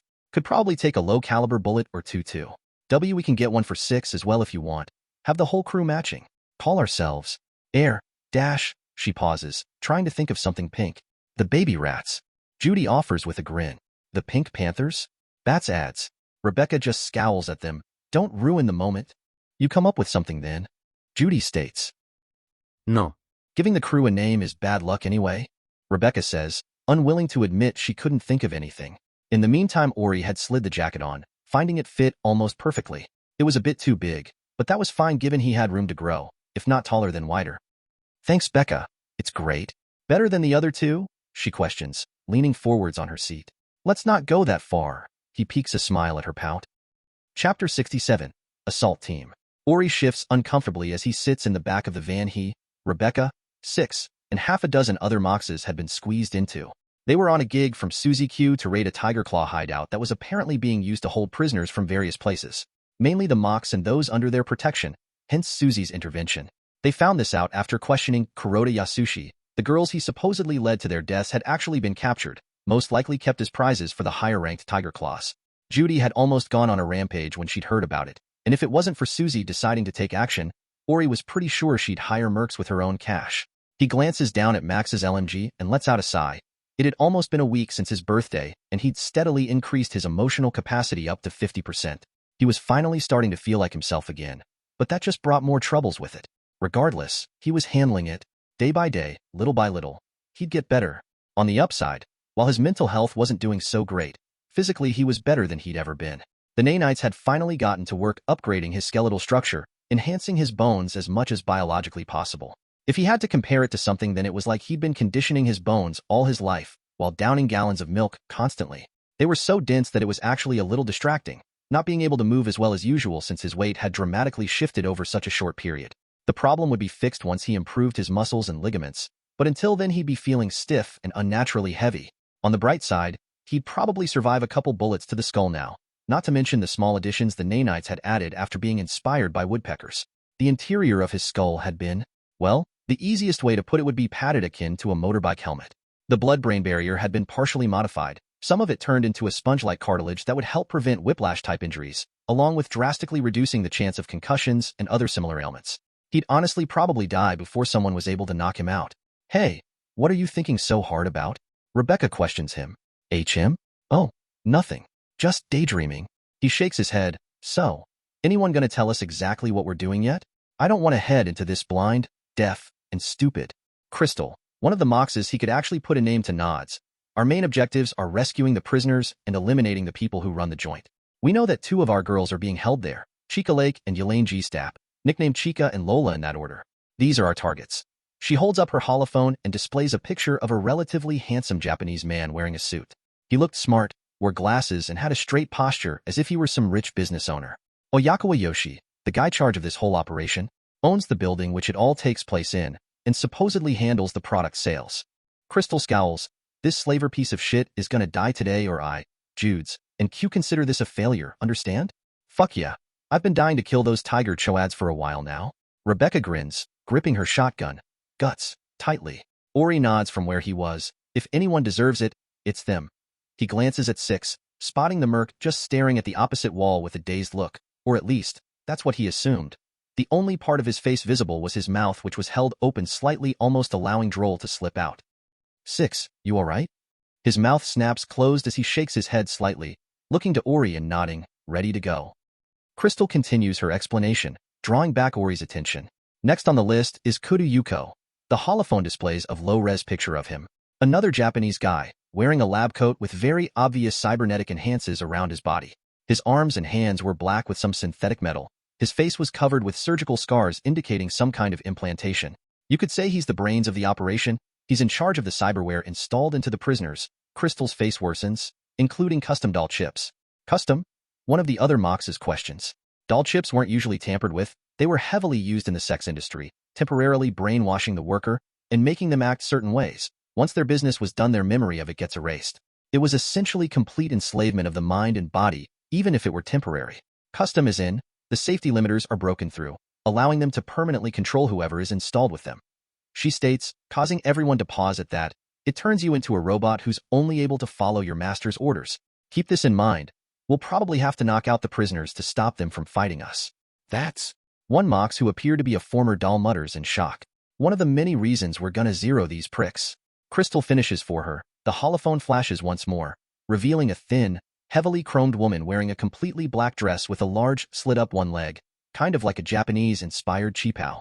She seemed to be a mix of Japanese and Chinese, sharp, stern features that all but screamed, bitch. Her hair was rainbow-colored and hung at her shoulder blades, and she wore a relatively large katana at her hip. Last on the list, Monica Eru, the chief bitch in charge of the place's security. We don't know much about her other than Kuroda was shit scared of her. Probably gonna be our toughest fight if I had to guess. Be very careful if you meet her, she warns. Cahpters 68, offensive. Everyone mulled over the information about their targets Crystal had given. Most were confident in the mission, but a few with more experience were wary. People usually didn't live long enough to make a name for themselves in Night City. Those who did so for a reason, be it their intelligence, skills, or even simply their contacts. There was also their rank amongst the Tiger Claws to take into account. One didn't simply get promoted. From what he'd heard, you had to fight and scrape your way up, backstabbing and conniving all the way. That or have a contact within Arasaka to earn you protection. We got any intel on the building itself? How are we heading in? The NCPD headquarters are only a mile or two away. Ori questions. knowing the cops would be on them not long after the fighting started. Crystal nods, allowing her holophone to begin showing various pictures of the place, displaying doors, exits, windows, and even common guard positions. Most of this would be useless as soon as they got inside, however, their lack of information on the interior of the building all but forcing them to go in blind. This ain't an infiltration gig. We go in guns blazing and kill our way to the prisoners. No mercy, no stragglers, and no surrender, understand? Ori tunes out the rest of the planning Crystal and the Moxes discuss, adjusting the smart scope Judy had gifted him, and checking his LMG's ammo and other parts. A jammed gun in this situation might just kill him and his friends. He checks his pistol another dozen times, chewing his lip as he counts the bullets once more. Eventually, though, they reach their destination. The van creaks as it comes to a stop a couple blocks away from the Tiger Claw building. Area clear. Crystal reports as they begin shuffling out the back of the truck. Keep this thing hidden. We'll need it as a getaway once we're done, she orders, the driver giving a short nod in response. You guys ready? Rebecca asks Ori and Six, stepping between them with a grin on her face. Always. The Tiger Claw building itself was a two-story office building that was placed in a rundown district that had been heavily damaged previously by a riot. The large windows had all been shattered and covered over with planks and metal. The wire fencing around it rusted, tangled, and clipped presumably by scavengers before the tigers moved in. There were makeshift cameras all around the building, along with Tiger Claw guards who boldly patrolled the area. No one else was in the area, most scared of the gangers to risk a confrontation, which was a good thing, as they wouldn't have to risk civilian casualties. Crystal hugs a corner of an alleyway overlooking the building and nods to one of the Moxes holding a sniper. They take aim, everyone tensing, ready for action. Bang! A tiger's head explodes from the high-velocity sniper round, punching a hole into the concrete wall behind them. Before the body even hits the floor, the Moxes moved, all running out of cover and spraying bullets at the confounded guards who hadn't realized their situation yet. 2 go down with a spray of blood, while 4 others throw themselves into cover, most having taken damage from the ambush. Sorwa Kuso Midoridisu. Arto manakasama. Karara wa bai shunpu no tame and I koko and I amesu, another shouts in response. Shut the fuck up and arigato you slaver bitches.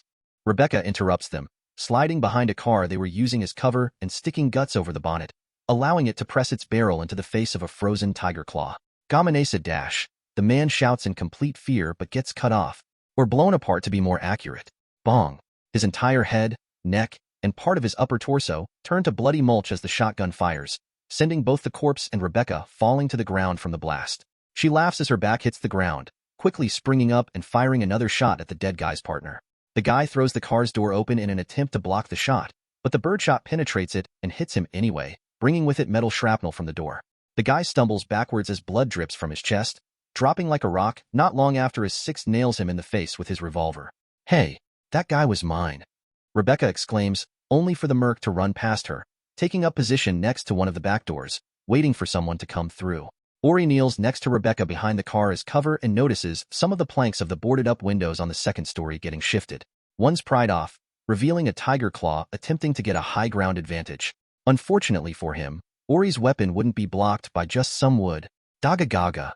Bullets tear through the other wooden boards, hitting the guy behind them and showering the room in dust as metal strikes the walls and roof. Crystal and the other Moxes had already breached the front door, fighting their way into the long hallway which the tiger claws were using as a choke point. A couple Moxes had already gone down, but Crystal rectifies the situation by throwing a fragmentation grenade down the hallway. Bong. We're in. Wipe these fucks out and find the prisoners. Crystal reports over the comms. Crash. 2 tiger claws hoping to flank the Mox's barrel through the back door, only to get clotheslined by Six, then executed by Rebecca with 2 quick shots from Guts. Come on. The fun's waiting for us inside. She beckons Ori as she follows Six into the building. Ori takes one final scan of the area before joining them, not wanting to get shot in the back by some sneaky tiger claw ninja. The trio pause, however, as the building's intercom turns on. Chapter 69. Digitless. Zonnin. You Mox have made a dire mistake in coming here, but I am a merciful man. Surrender now and I will allow you to live and not bring another force to that whorehouse you claim as home. A man, presumably Oyakawa Yoshi, states over the intercom. Oh, really? Rebecca exclaims towards a nearby camera. That's a very generous offer. Here's our answer. She raises Guts and blasts both the camera, along with part of the wall into dust. Fucking douchebag. Well, let's hope we don't lose then. Oreuters. As if we'd get beat by these furry-ass holes, she remarks as she steps forwards into the hallway. A dozen doors line the wall on the left, but none of them was sure if that was where they were supposed to be going. They checked them regardless, as the prisoners could be being held anywhere. Most had nothing of interest inside, however. Storage rooms, stripped clean offices. They did find a group of passed-out tiger claws who'd presumably gotten too high and drunk during a poker game.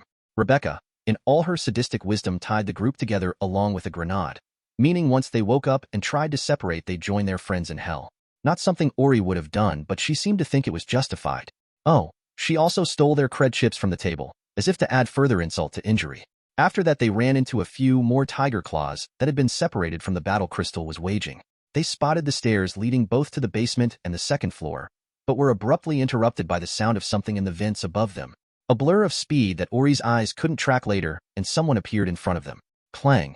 Six stuck his arm out before anyone could react, saving Rebecca from having her head split in two by a Tonto-like weapon. Unfortunately, the woman wasn't only using one. Rebecca tried to shift away, along the Tonto to skid and scratch Guts' barrel, but it still struck true. CHK. Aha. Rebecca screams as she drops Guts, her 4 fingers on her right hand falling to the ground, leaving only her thumb still connected. Bang. Bang. Thud. Six tries to retaliate by firing some shots at the attacker, but she kicks off Rebecca's chest and flips through the air, dodging the projectiles. Ori catches his bleeding friend and sends a baleful glare at the woman. Omi wama shinde I are you, she states, flinging both of her Tonto at Six before bursting into motion again, her hand dropping to her katana. Six shoots one out of the air while slapping another to the side with her other revolver. He fires another shot at Monica. She deflects one with her blade but takes 2 to her chest. Unfortunately, her subdermal armor prevented any major damage from being done. Ori raises his LMG and fires a spray at her, but she slides to the left, which brought Six's body in the way, preventing him from continuing without incurring friendly fire. Kill that fucking bitch. Rebecca growls, stepping back from the fight while cupping her mutilated hand. There was no way in hell she could fire Guts with only a single hand. Ori tosses her his pistol just as Monica reaches Six. She slashes at his mouth, the only visible part of his face, but he blocks it by bringing both arms up, allowing the blade to dig into his cybernetically enhanced forearms. Yo way, you face a woman and still lose in strength. Monica growls as she strains against Six. You're a woman? Six grunts in a vain attempt to taunt her. This only brings an eager grin to her lips, however. Ori steps forwards as this happens, firing a shot into the tiger's side. She grimaces slightly and turns her eyes to him, causing him to freeze as a feeling of dread overtakes him. His eyes widen as his arms raise the LMG in front of him, just in time to block the bisecting slash of Monica. What the fuck? She just vanished and reappeared to attack him? Sandevistan. Six exclaims, unloading the rest of his bullets at the woman as she easily dodges them as her form blurs. The fuck is a Sandevistan? Ori retorts, unleashing the full force of his weapon down the hallway, forcing the woman to retreat, kicking off of the wall and sprinting up the stairs. Who cares? That bitch cut my fucking fingers off. Rebecca shouts, gesticulating her pistol at the digits on the floor. Military-tier cyberware makes the user incredibly fast for a few seconds. Six states as Ori picks up and pockets Rebecca's severed fingers. Super speed? He questions, baffled. Why doesn't everyone have one of those then? Ugh. 'Cause most people who use M go psycho not long after. Rebecca explains, that bitch's muscles are probably torn to shreds right now. After only, 2 uses? That's if she's lucky. Now come on. Let's kill her and go. Maybe we can get my shit reattached. She ushers them on, after wrapping a bandage tightly around her stump-like hand. Don't you want to go now? Leave it any longer and dash. We've still got a job to do. My shit can wait. Rebecca states, unwilling to leave now. Fuck, Becca. This is serious. He exclaims as he feels blood drip from his pocket and down his leg, her severed digits leaking warm fluids. She jabs her pistol at him. And I'm serious. We ain't leaving, she states, stomping up the stairs with Six beside her. This is fucking crazy. He mutters as he follows, having no idea what Rebecca was thinking. If he were in her state, he'd be a lot more worried. Even if the nanites could potentially grow him some new digits, he does make sure to sling Guts over his shoulder. As pissed off as Rebecca is, she'd be more so later if they accidentally left it behind. Chapter 70. Waster. While Ori, Six, and Rebecca headed upstairs, Crystal and what was left of her unit finally fight their way to the stairs and start descending to the basement. They have to disarm one mine that had been hidden, but even then one Mox had been blown to pieces by another that had been stashed not far from the first. The basement itself was dark and smelt of blood and sex, which was a good sign despite the connotations of it, as the prisoners were likely being held down there. They're here, I know it. Crystal utters, raising his submachine gun as they approach some double doors. It's quiet. Too quiet. Another Mox adds, receiving a glare from the others for jinxing them. Crystal kicks open the doors and steps inside with her weapon raised, only to find herself in pitch blackness, all of the lights and every device seemingly being turned off. Her cybernetic eyes switch to night vision, allowing her to see one of their targets standing at the end of the room, using a dozen dull-eyed prisoners as meat shields. "You!" she growls as Kuda Yuko grins at her, his mouth splitting even slightly past his cheeks, far too wide for a regular human. "I'm sorry, miss, but these products aren't available yet. So, unless you want to sell those fine girls behind you, you should leave," he states, wrapping his hands around the shoulders of two girls, reaching over and giving their breasts a squeeze for good measure. The girls don't react to him at all, however, meaning they were already under the control of the doll chips. They were Kudu's slaves for all intents and purposes. "You'll let them go, or I'll blow your fucking head off, rapist." Crystal seethes, trying to get a good aim at the man's head but unable to because of the hostages. "Haha. And how, may I ask, will you do that?" He squeezes the ass of a brainwashed girl. "With these pretty things protecting me? I'll shoot them dead if I have to. Don't make me, it won't end well for you." "Hmph, let's see if that's true. Girls, kill them." He orders the dolls who raise knives, forks, and other utensils combatively, only for the clattering of something metallic next to his feet to draw his attention. "Heh, a decoy?" He starts but doesn't get to finish as the thing explodes into a large electric burst, the EMP causing him great pain as his extensive cyberware falters. His EMP shielding prevents him from being crippled, but that wasn't the case for the doll chips in the hostages' heads, however. They all scream simultaneously and fall to the ground, twitching and frothing at the mouth from the mental strain caused by the chips overloading. Bang bang bang bang. Crystal fires a burst into Kudu's chest, causing the man to topple over backwards from the force of the bullets hitting his reinforced chest. He shrugs off the rest of the EMP and gets to his feet, drawing a pistol and trying to fire back. Unfortunately for him, the rest of the mocks open fire too, slowly shredding pieces of the man. He drops the gun and raises his arms to protect himself better, but the onslaught continues. His legs collapse as one of his knees is blasted completely off, forcing him to the ground. Then one of his arms is blown off. Then the other. The fire finally stops as he falls onto his back. Crystal walks over and points her SMG at her face, smirking down at him. "Any last words, scum? Suck my co-dash." Bang! His body jolts as the bullet rips through his eye and brain, finally killing him. Crystal turns around to her remaining crew. "Grab the hostages and get them out of here. The rest of you with me. We're joining our friends on the second floor." Asterisk boom, asterisk. Some dust falls down from the ceiling of the basement. "Seems like they might need some help," she adds, not realizing that the explosion wasn't directly triggered by Ori, Six, and Rebecca. "Six, why not use your camo and dash?" "Can't. Sold it." Six answers, rejecting Ori's idea. "Shit." He grouses as the group reaches some large wooden double doors, most liking the head office of the building. Monica was here, judging by the train of blood she'd left on the floor. Not only that, Oyakawa Yoshi was probably behind the doors too. He glances at Rebecca. "Last chance. I really think we shall dash." Thud. Rebecca ignores him and kicks the doors open, her loaned pistol pointing directly ahead. "Come out. I only want to talk," she shouts and immediately begins firing at Monica as she spots the girl standing next to a large hardwood desk. The tiger claw deflects 2 bullets before dodging the rest, throwing a chair as she spins away. Six punches it out of the air, shattering it into a million splinters. "I was hoping we could talk this out, but it seems that avenue is impossible now," Oyakawa Yoshi remarks as he stands from behind his desk, tearing at the sleeves of his suit and allowing his arms to open up, splitting into 4 thin individual limbs that all end in spear-like points.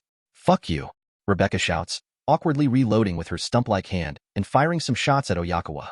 He just lifts the desk in front of him, using it to block the shots before sending it skidding towards the trio.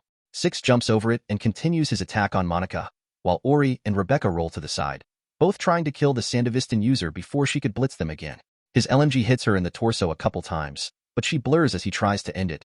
He quickly shoves Rebecca aside while backing up, but groans as her blade slashes him across the chest twice. He gasps as some of his intestines stick out from the wound, which spews blood onto the floor.